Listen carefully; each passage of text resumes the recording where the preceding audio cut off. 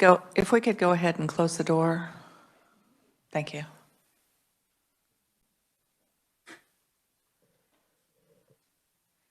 Thank you for joining us today for the Senate Education Committee meeting.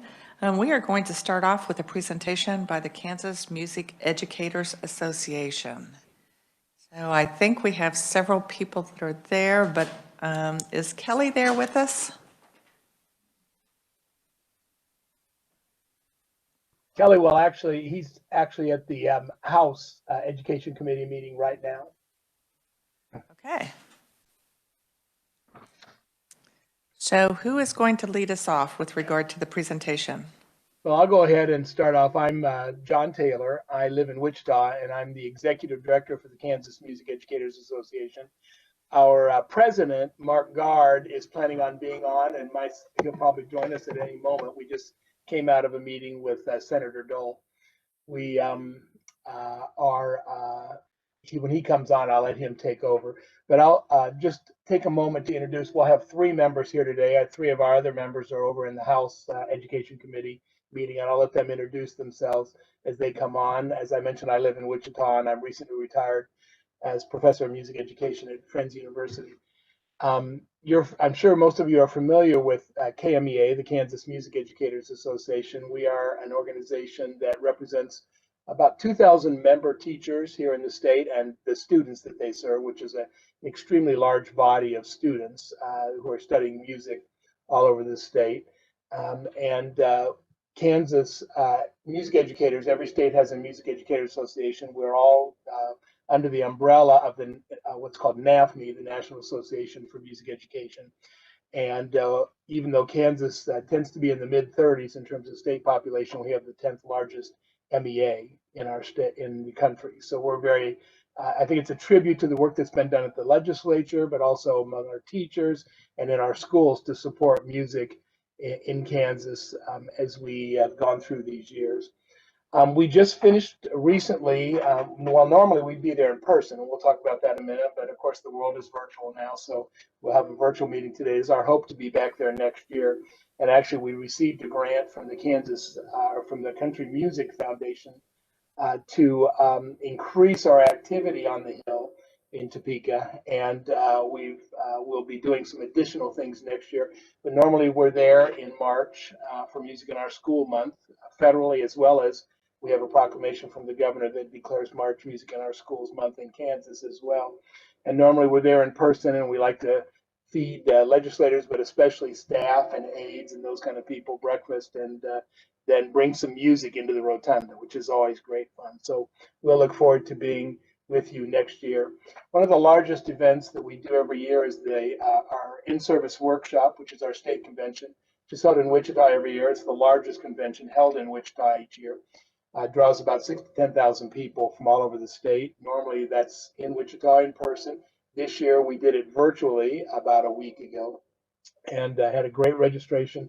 Presented 103 clinic sessions for professional development for teachers, as well as a series of concerts from selected groups around the state. And we had exhibitors who supported our conference. We have a very large exhibit hall. And this year they used virtual chat rooms to talk with our members as they attended the convention. That was very effective. And then a very unique thing, again, music teachers have been using technology for a long time, but we did have our all-state ensembles. We have 8 all-state bands, choirs, and orchestras. And students audition from all over the state. To get into those, they have to go through a series of auditions. And those students rehearsed virtually on Zoom chats. And although that's not the best way for us to meet our students, it was unique in that we could bring composers and musicians and conductors from all over the world in to chat with them. For example, in our jazz room, Wynton Marsalis was there to talk with the kids. So it's a great experience for all of our music educators and our students from around the state. And then each student recorded their music. They rehearsed online with the conductor, and then they recorded their music individually. And those were submitted, and then we hired a music technician to stream those together into a virtual performance. And those were aired about this past Saturday and Sunday to the students and their teachers and their parents. A great opportunity. I see that Mark Gard is here, so I'll turn that over to him for a minute. Mr. Gard?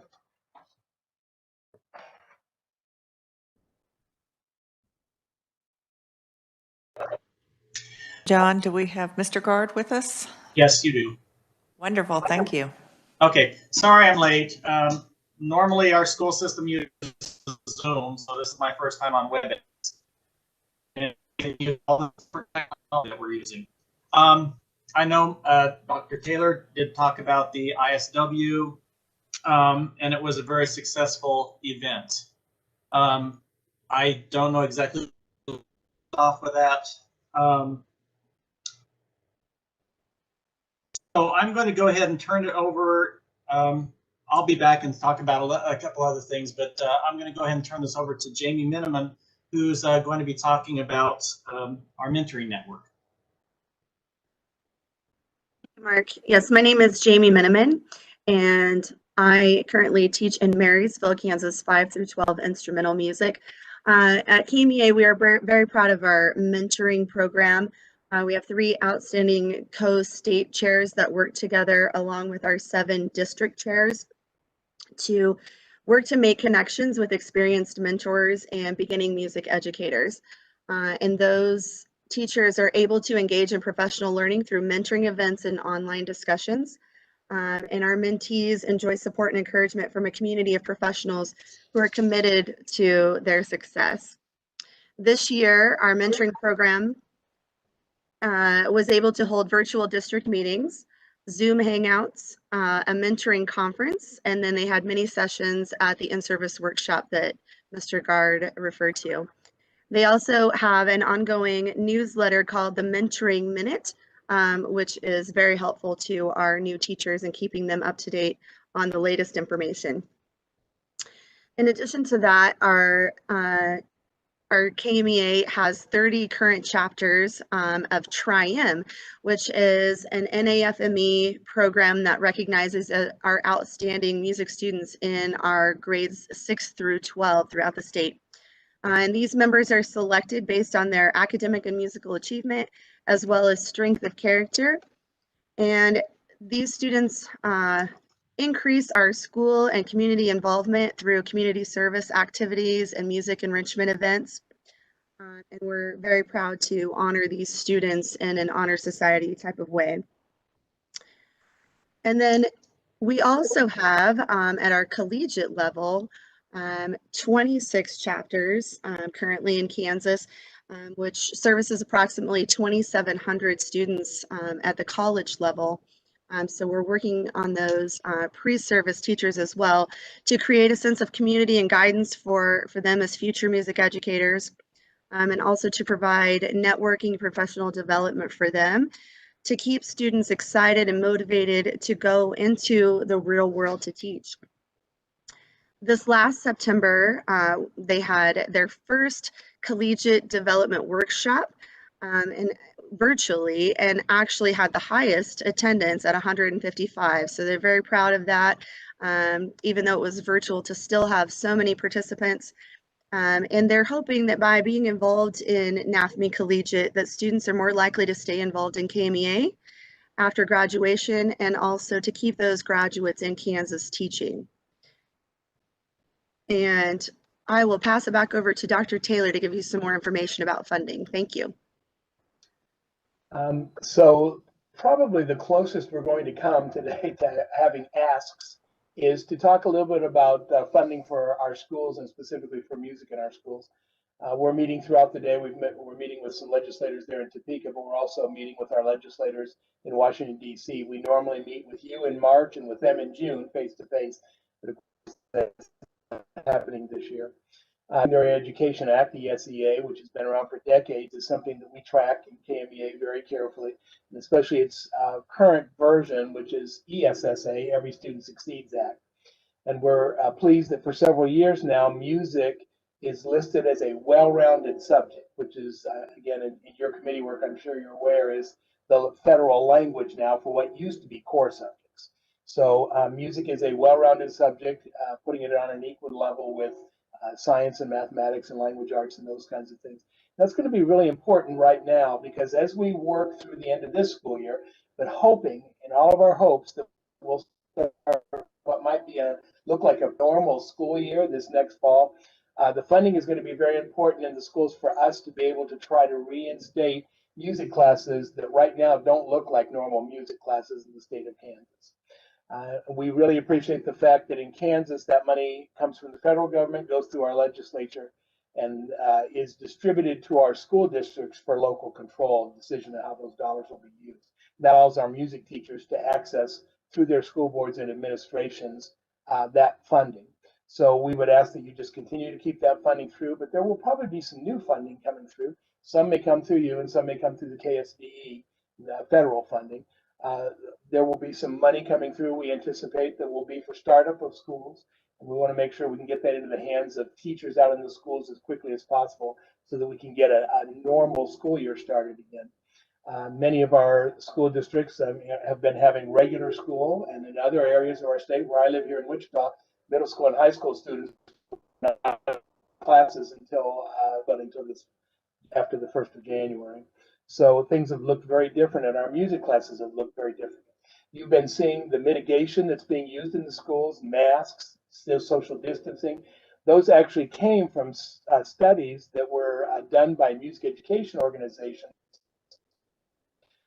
Actually started last, and we've been sharing that information liberally with our schools, and of course that's now the standard mitigation. We're very excited to announce that because our music teachers have access to that information, there's not been one reported case of an outbreak that comes from a music classroom in the state of Kansas, the coronavirus. And so have been working very hard with that. But again, music doesn't look like normal music looks right now. And we will need some of those federal funds as well as state funds to be able to move forward in the future. We also we're concerned, I'm hearing some good reports, but we're concerned about data. We see that state legislatures may have less money for the next year or two to spend due to tax collection processes during the COVID time. And so we just want to, hopefully with money that the state legislature will be able to provide, which of course is under court order right now, as well as money that comes from the federal government, that we'll be able to teachers in the schools, and especially music teachers in the schools. One of the reasons we're here today is because nationally, it's Music in Our Schools Month. That's one of the reasons why we always come up to see you folks every March. And we're also pleased that the governor signed a proclamation that makes it Music in Our School Month here in Kansas as well. And so we're celebrating all of that and hope to come out of that celebration with renewed and a good school year, a normal school year started.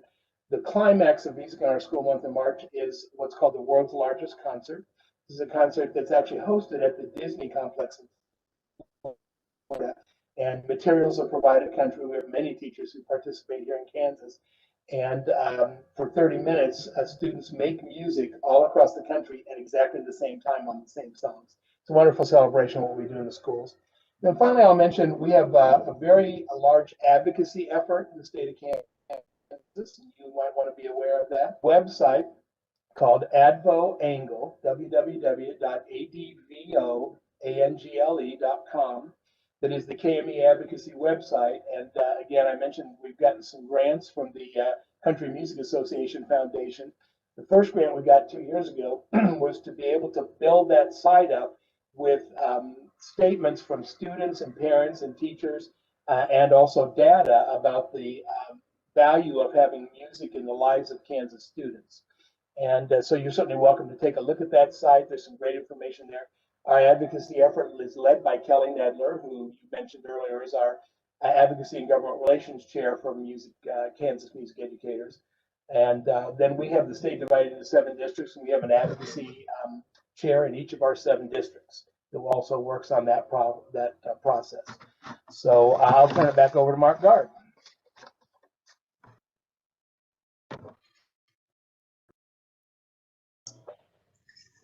I keep forgetting to unmute. One of the initiatives that we are starting this year is a small schools sort of project. We are working diligently as an organization to promote or to ensure success for smaller communities and to promote those teachers, or really to encourage those teachers that are working in smaller and more rural areas, more remote areas. One of the things that we will be starting with KMEA this year is going to be the 1-2A honor band. That's going to be one of our new ensembles that's going to be performing at our in-service workshop in February in Wichita.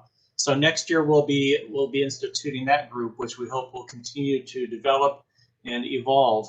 But it's giving those students that are maybe in those smaller 1 and 2A schools a chance to have that experience that they might not have otherwise. So that's one of our new initiatives. Another thing that we're sort of looking at for the next 2 years is sort of talking about the school redesign process. One of the reasons for that is because we're getting some concerns from some of our constituents that there's a concern that the electives are sort of possibly getting moved to the side a little bit. That's been sort of evident with the whole COVID situation that, well, there's some schools, again, that have met. They've met remotely, but what they're doing is they're not meeting with their elective classes. They're just meeting with the science, math, social studies, history, English.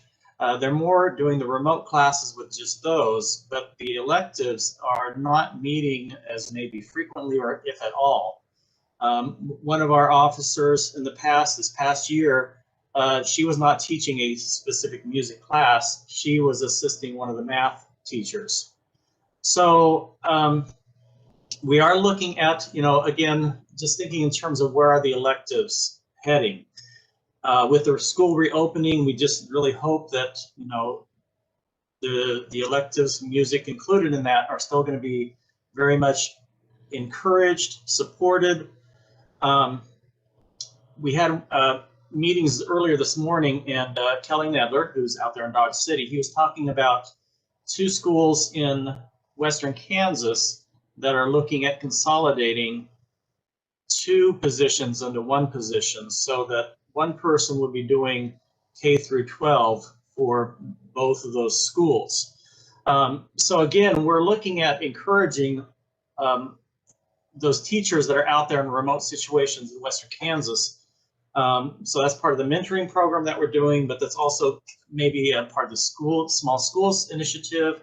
But then also we sort of draw that into the school redesign as well, because once again, what we are noticing a little bit with some of the school redesign, and we are aware that each district is sort of responsible for developing their own program, but there is a lot of emphasis on individual student programs or project. And we do feel that, music programs are where those are all around developing. The students learn the collaboration, they learn the teamwork. We touch on all sorts of different subjects. We're physical, we have the math involved with it as far as the reading the music. We work with foreign languages, we work with actually language. One of my groups, I teach vocal music. One of my groups is doing a piece that involves William Shakespeare. It's using one of his texts. So we are developing that well-rounded individual, which then goes back to the Every Student Succeeds Act, part of a well-rounded education. This is just an anecdote, but our keynote speaker at the last ISW in February was Dr. Tim Lautzenheiser, and he does a lot with music education, but also just motivational type speaking. And he was working with a group of just high school administrators. This wasn't even in Kansas, but with all of this COVID and how do we restart, how do we reopen, he was talking with this group of high school administrators. And the question came up, okay, where do the students seem to be most engaged? And overwhelmingly, from administrators who maybe did not have that much background in music, they said, oh, well, it's in the music classes.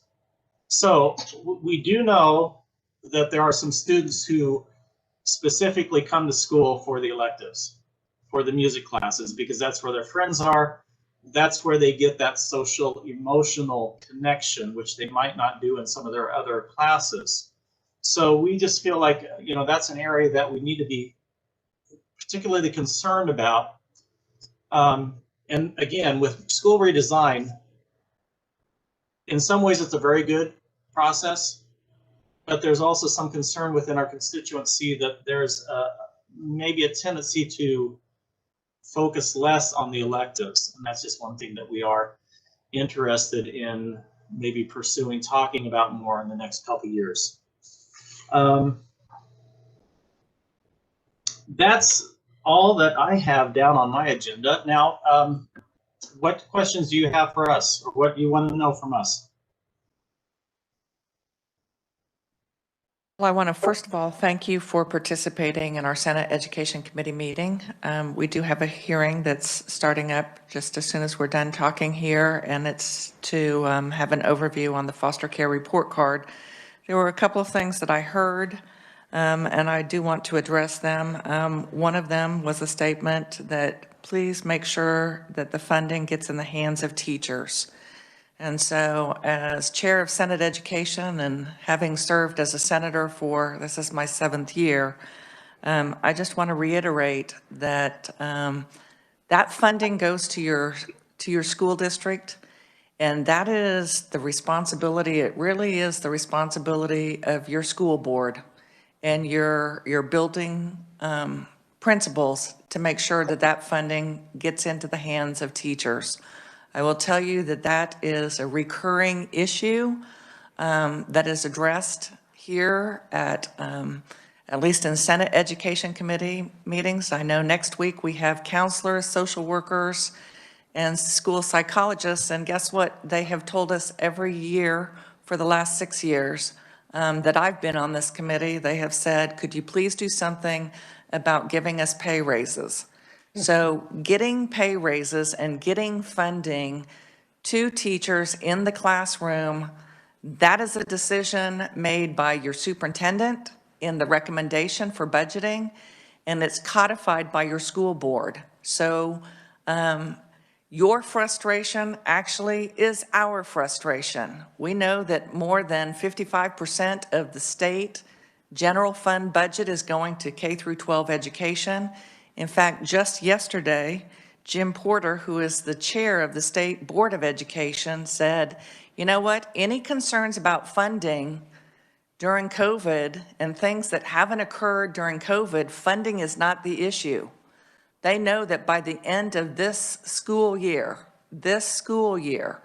more than or just shy of $1 billion will be coming in from the federal government to address issues of COVID. So to hear from our music educators that we have school districts where electives are not being taught, where a music teacher is not teaching but is getting paid to be a teacher, but is instead assisting a math teacher, that is not what full funding of school education is supposed to be about.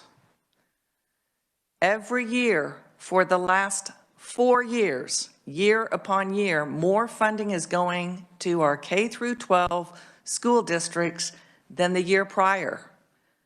Every single year, there has been an increase, and yet what we hear from teachers is, when are schools going to be fully funded?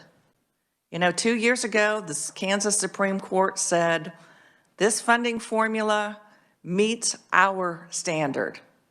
Now, there are many that disagree with regard to should it have been that high, but it was what has been in the budget last year, this year. It's scheduled to be in the budget next year. So please understand,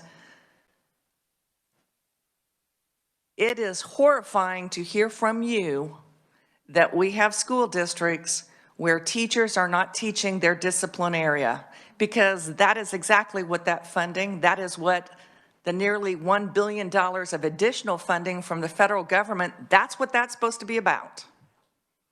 So it is particularly frustrating.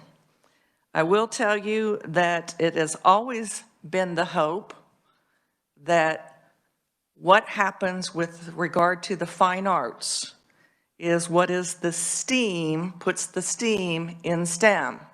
But what you're telling us is that the steam isn't there consistently throughout the state in our public school districts. So please know your concern is our concern, and I would welcome the music educators in our state that have not been allowed to be teaching the music courses. Please direct it to my office. Cindy is our committee assistant. Get it to my office because we want to know. We want you to name names, because we understand as teachers there's so much that you can do. Not all school districts even negotiate on an annual basis, but we can do very little to help you in doing what you want to do, and that's help our kids, educate our kids if we don't know what's not going on. And I appreciate that you shared candid concerns with the Senate Education Committee, and we are not going to let this drop, so please get that information to us. We will continue to push the message, and I think you can understand why there is significant frustration from a legislative standpoint, because we've been assured time in and time out, we need this funding so that we can have teachers do what needs to be done in the classroom. So it's very frustrating to continue to hear a different message, that the funding isn't in the hands of teachers, and that we have teachers that have not been allowed to educate kids for those elective courses. That says to me, they're not getting a full array of offering for courses at the middle and high school level. I can't do much about a school district that's going to take 2 music teachers down to 1. I'm not sure what the additional story is on that. But having had a strings instructor that taught not only elementary but middle and high school, it was junior high back in the day, I understand that frustration of them constantly being on the road and trying to provide those services, and that was in Johnson County. So it doesn't matter what the county is. We know that there are issues today, but there are issues that you addressed even in the past. I have a statement from Senator Straub. Sorry, I was going to call you something different. Sorry. I was going to call you Senator O'Shea, but Senator Straub has a comment, and then we're going to, I do apologize, but we are going to have to move on to the foster care report card. So Senator Straub. Thank you, Madam Chair. You can call me Senator O'Shea anytime. Okay. That's a compliment. This question is for Mark.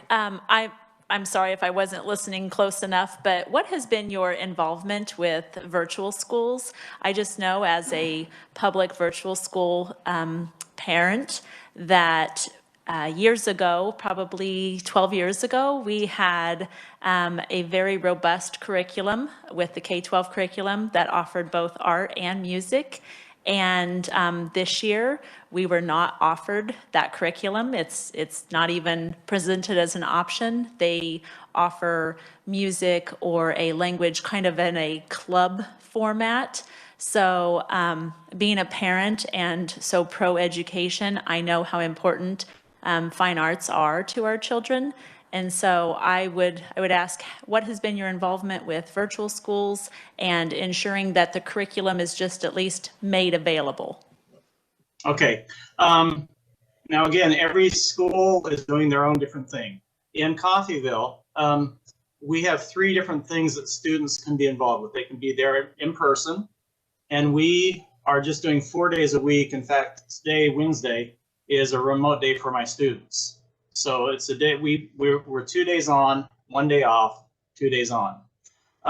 So we're doing that sort of a hybrid thing, but those are in-person students. We have students that can choose to be remote, and our school system uses Zoom and Google Classroom. So we're trying to do as much as possible with those 2 platforms. It's impossible really to do a rehearsal through Zoom because you can't do everything simultaneously. There's always this lag. So we try to encourage, I mean, there's some teachers who are using FlipSnack. It's where the students can record themselves and submit it. And so we can at least hear what they're doing, what they're capable of doing, but it's just not that same teamwork. It's not being collaborative. So that's one of our probably biggest frustrations. We're still trying to work with our students on performing skills, but unless we really have them there in person, it's really difficult to get that done. I know that we have some people locally who are trying to do private lessons, but also doing that remotely does not necessarily work too well. It's just not like physically being able to be there and giving them the instructions in person. But then we also have virtual students, but those are ones that are not in our programs because they're not offering like music classes virtually. If they're remote, yes, they can be in part of our program. I do have some students that come in during the day. They're doing most of their classes online or through the Google Classroom platform or through Zoom meetings, but they can choose to come in person to my class, and I do appreciate those students that are doing that. But if the students have gone strictly virtual, then those are the students that are not in my classroom. So did that pretty much answer what you wanted to know, or? Yeah, that answers my question. So just a follow-up comment. So being a public virtual parent or private homeschool parent for the last 14 years, I'm just saying that we used to be offered curriculum. It was a music curriculum provided by K-12, K-12 Incorporated, and it's actually fairly rigorous. Teaches children's music staff and teaches them the different notes, and there's often a CD sing-along, and they would incorporate songs from, say, their history class that they would sing in their music class to go along with whatever they were learning in history. Just really a great curriculum, but I'm not even seeing that curriculum offered in our public schools anymore. So I don't know what your relationship with actual full-time or virtual schools is, but that would be a complaint as a parent. I want at least the opportunity to be there, the curriculum to be provided, and then what the child and their parents do with it is up to them. But I have seen a dumbing down of our kids and fewer course offerings than we had just 10 years ago. Thank you very much. I'm sorry, I am going to have to cut us off. But I just want to say to John and to Mark and to Jamie, thank you so much for your leadership in the fine arts. We miss having you and your students performing in the Capitol, but we know that will come probably, hopefully next year. But continue to work to get the STEAM in education and in STEM. Thank you very much. Thank you. Senators. Thank you.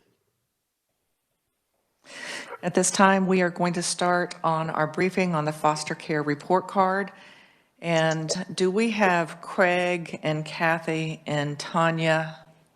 Are you all on virtual with us? Okay. Yes, hi, Tanya. Okay. I don't think that we're going to have enough time to hear from everyone today. Is there anyone from the group of 3 of you that can present at the start of our meeting tomorrow?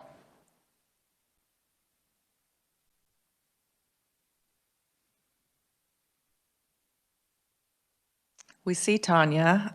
So Tanya, Craig, or Kathy, can either one of you present tomorrow at the start of our meeting? I'm sorry. Yes. This is Craig. I would be available tomorrow. Okay. Yes, I And Craig? Craig, let's go ahead and have you present tomorrow, and let's just go ahead and start. So Tanya, since we can see you, let's go ahead and have you start, and then we'll go to Kathy. And Craig, we will have you present tomorrow. Thank you, Chair Baumgartner and committee. It's a pleasure to be here today. Thanks for the opportunity to present information on the foster care report card. This annual education report card. This is the first one, and it's been a tremendous opportunity for the Department for Children and Families to learn a little bit more about outcomes in education, continuity of education. We have a lot more to learn, but this really helps us see outcome information in a way that we haven't been able to see before. So we want to start by thanking Department of Education for this wonderful tool. Ensuring educational stability and those educational outcomes is a priority for the agency. This report will help us advance that work. So again, we appreciate that. The 2019 and 2020 report does reflect differences in outcomes, achievements. So again, we know there is work ahead. We're just beginning to understand the components of this. And what we have discovered is that on the website, the Department of Education, there's an ability to drill down or to create reports at the district level. So we are really looking forward to learning more this spring and summer beyond the statewide information. So we look forward to that, these data sets. I put in our report a few points or a few bullets that you have in front of you on just some initial insights that we have from this report. And I know my colleague tomorrow will be able to explain to you some of the broader aspects of the component of this report. But just some initial observations at the statewide is that we can tell from this report that the percentage of students experiencing foster care who graduate with a diploma in the 4 years is about 28 points lower when you compare that to all Kansas students. So for us, we need to learn more about why that is, but it's good to know that that is the difference that we're looking at so we can begin those dialogues. A couple of other points, we're able to look at the math assessments. We also know that there are more students experiencing foster care. 50% of those are testing at that level 1, which is categorized as the limited abilities for post-secondary readiness, compared to a rate or a percentage of 28% for all students. So again, it gives us that statewide snapshot. We're looking forward to drilling down into what does that really mean. We did notice that at the level 2 area, which is the basic ability for readiness for post-secondary, that there is less of a gap between those experiencing foster care and all students. I don't know yet what that really means, but it is interesting that level 2 assessment has a closer proximity or a more narrow gap than the other levels. So we look forward to that. I was kind of excited. I grew up in Olathe, so I went in and looked at, I was able to on their website look at the foster care subgroup for Olathe 233 and was able to see that similar to the statewide performance, those who experiencing foster care in the Olathe district are having lower math assessment level 1 than all students. So some of those parallels are there. We understand Kansas is first among states to have this type of report, and we want to take advantage of it. I think the Department for Children and Families also knows that some of our practices in our support of the foster care population or subgroup in this report and their families is really important. We want to create placement stability. We know that we need to make sure that school records are transferred timely within 3 days when we're unable to keep a child in the same school when they enter foster care. We're going to continue our monthly work with the work group that happens. And I think with this data, there's really potential to advance those dialogues locally for districts to talk about what does this mean, in terms, especially the assessment scores. We are improving our placement stability. We're pleased about that. More work ahead. And we also track a few other data indicators that I think will help provide context to this. For example, we know the percentage of children experiencing foster care who are able to stay in the same school, which is helpful context. Again, we appreciate the opportunity to present information on the foster care report from the department's perspective. We have a lot to learn. We're looking forward to the spring and summer and continued dialogue at a state level, as well as drilling down into some school districts. Happy to provide any stand for you guys needed at the appropriate time. Thank you. Very much, Tanya. Next up, we have Kathy Grossenbacher, Director of Information Technology, Kansas State Department of Education. Kathy, are you with us? I am with you today. Thank you so Wonderful. much for having us. I think Craig is going to jump in, and I will sit back and answer any data questions that you might have. Okay, well, I think Craig is presenting tomorrow. Okay. So I guess, Madam okay. Chair, Yep. I apologize. Kathy and I were here as a team today. I was here to give you an overview of the report card. Kathy's our Director of Information Technology, so if questions came up about more details on the data, I was going to need her to answer those. Okay, so if you don't mind, I think that we will just wait for those for tomorrow. So committee, are there any questions for Tanya Keys, Deputy Secretary, Department of Children and Families? Senator Petty. Thank you, Madam Chair. Tanya, I was just wondering, as with this report card on foster care, is there a baseline at all of information on the student that can be at the start-off point as they have moved into the foster care system? I don't know that I know the answer to that. In aggregate, this is the first report of its kind.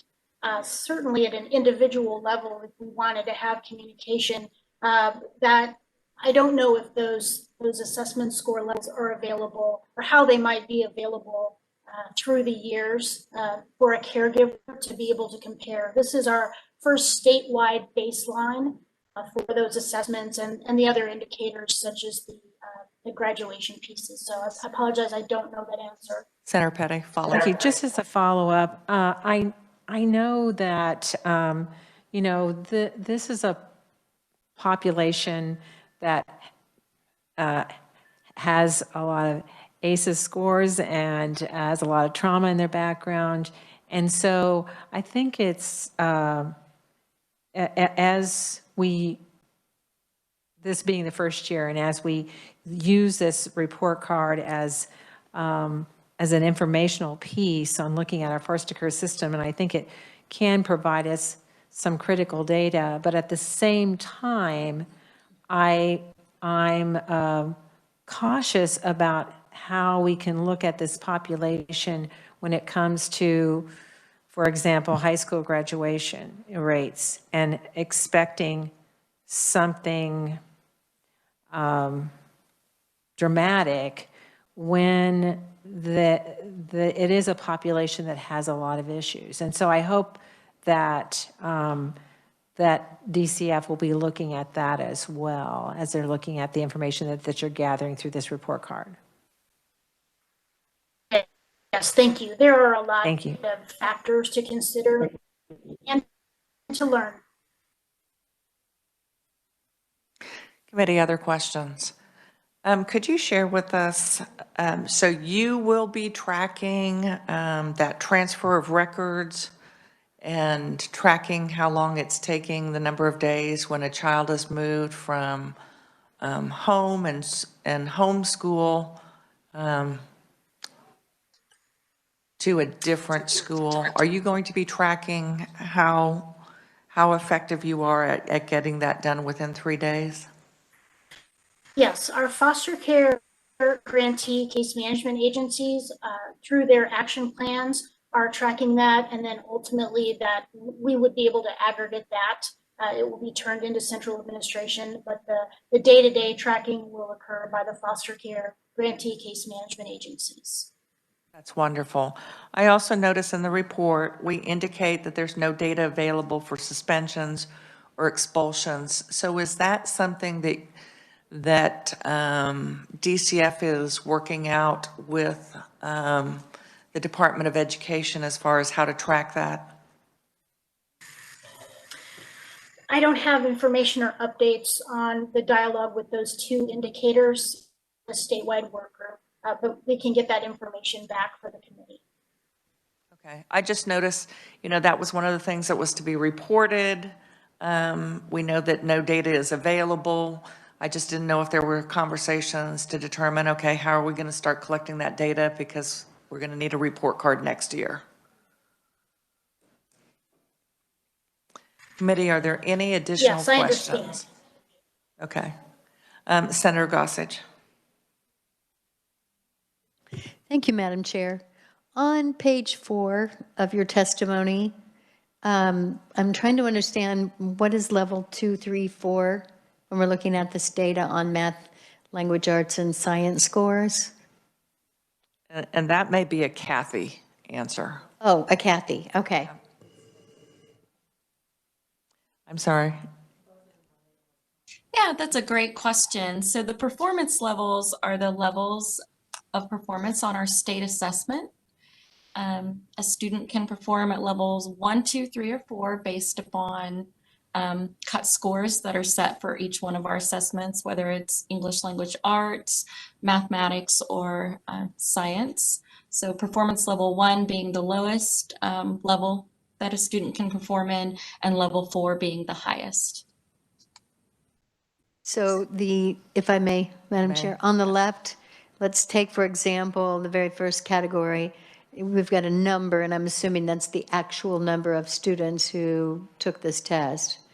And then the percentage would be the percentage of students, of total students, or is this the percentage on the assessment?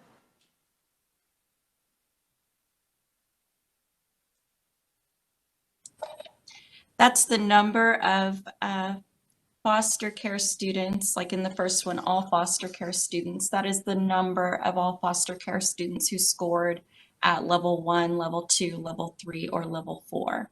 Mm-hmm. And then the percentage, like 51.25 in the first blue box, that would be the percentage of total students that performed at that level? Well, I'm sorry, total foster students. Yes, that would Okay. be correct. All right. Thank you for explaining that. Thank you, Madam Chair. Thank you. I think one of the questions that I know that we'll want to address tomorrow is with regard to page, let me see. On page 3, I know one thing that we want to get clarified is that promoted to the next grade level. And so I think that we're going to go ahead and stop here.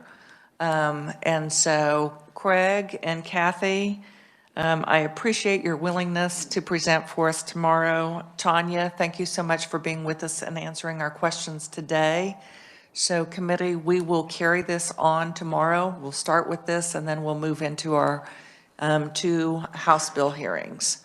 So thank you so much for those that were here to share with us on the briefing for foster care and committee. Our meeting is adjourned.